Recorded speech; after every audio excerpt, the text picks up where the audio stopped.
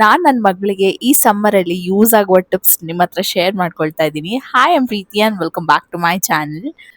Baby ಈ ಸಮ್ಮರಲ್ಲಿ cool ಆಗಿರ್ಬೇಕು. ಅದಕ್ಕೆ ಈ ತರ ಕಾಟನ್ ಲೂಸ್ ಬ್ರೀದಬಲ್ ಡ್ರೆಸ್ನ ಹಾಕ್ಸಿ ಆ್ಯಂಡ್ ಟೈಟ್ ಆಗಿರೋ ಓವರ್ ಡ್ರೆಸ್ ಎಲ್ಲ ಮಾಡಕ್ ಹೋಗ್ಬಿಡಿ, ಅವಾಯ್ಡ್ ಮಾಡಿ. ಈ ಸಮ್ಮರಲ್ಲಿ ಬೇಬಿಗೆ ಡಿಹೈಡ್ರೇಷನ್ ಆಗೋದು ಕಾಮನ್. ಸೊ ಅದರಿಂದ ಡ್ರೈ ಲಿಪ್ಸ್ ಆಗುತ್ತೆ, ಕ್ರ್ಯಾಂಕಿ ಬಿಹೇವಿಯರ್ ಇರುತ್ತೆ and also less wet diapers ಇರುತ್ತೆ.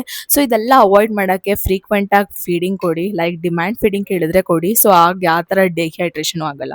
ಈ ಸಮ್ಮರಲ್ಲಿ ಬೇಬಿಗೆ ರ್ಯಾಷಸ್ ಮತ್ತೆ ಘಮೋರಿಯಾ ಎಲ್ಲ ಆಗೋಕ್ಕೆ ಚಾನ್ಸಸ್ ತುಂಬ ಇರುತ್ತೆ. ಸೊ ಅದಕ್ಕೆ ಯಾವಾಗಲೂ ಸ್ವೆಟ್ ಜಾಸ್ತಿ ಆಗ್ತಾ ಇದ್ರೆ 1 or 2 ಟೈಮ್ಸ್ ಸ್ನಾನ ಮಾಡಿದ್ದೀನ ಆ್ಯಂಡ್ ಮಾಯ್ಶ್ಚರೈಸ್ ಮಾಡಿ. ನಾನು ಯೂಸ್ ಮಾಡ್ತಿರೋದು baby natural moisturiser, it's really good. And neck area, underarm area as well as thighs ಹತ್ರ ಯಾವಾಗಲೂ ಡ್ರೈ ಇರಬೇಕು. So I use this powder and ಅವಾಗ ಯಾವ ಥರ ರ್ಯಾಷಸ್ ಕೂಡ ಆಗಲ್ಲ. ಪೀಕಾರ್ಸ್ ಅಲ್ಲಿ ಬೇಬಿನ ಹೊರಗಡೆ ಕರ್ಕೊಂಡು ಹೋಗ್ಬೇಡಿ. ಐ ಮೀನ್ 11 AM ಇಂದ 4 PM ತನಕ ಕರ್ಕೊಂಡು ಹೋಗ್ಬೇಡಿ. ಹೊರಗಡೆ ಕರ್ಕೊಂಡು ಹೋಗ್ಬೇಕಂದ್ರೆ ಅರ್ಲಿ ಮಾರ್ನಿಂಗ್ ಅಥವಾ ಈವ್ನಿಂಗ್ ಕರ್ಕೊಂಡು ಹೋಗಿ.